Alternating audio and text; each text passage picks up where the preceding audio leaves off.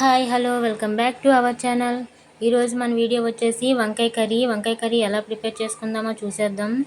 వంకాయలన్నీ చిన్న చిన్న ముక్కలుగా కట్ చేసి సాల్ట్ వాటర్లో వేసుకోవాలి. ఇప్పుడు ఆనియన్, పచ్చిమిర్చి, అల్లం, వెల్లుల్లి, కరివేపాకు కూడా కొంచెం చిన్న చిన్న ముక్కలుగా కట్ చేసి ఒక ప్లేట్లో తీసుకోవాలి. 3 టమాటీలు కూడా చిన్న చిన్న ముక్కలుగా కట్ చేసి పక్కన పెట్టుకోవాలి. ఇప్పుడు స్టవ్ వెలిగించి బాండీ పెట్టుకొని ఆయిల్ పోసుకొని ఆయిల్ హీట్ ఎక్కిన తర్వాత ఆనియన్, పచ్చిమిర్చి, అల్లం, వెల్లుల్లి, కరివేపాకు వేసి బాగా వేపుకోవాలి.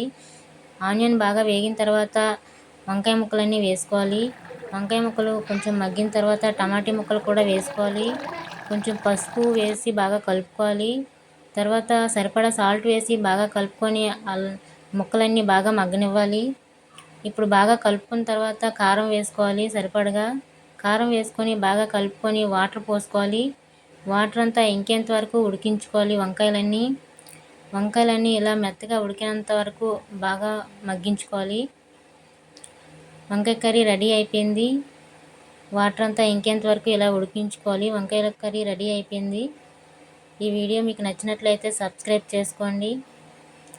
ఎంతో రుచికరమైన వంకాయ కర్రీ రెడీ. Bye bye.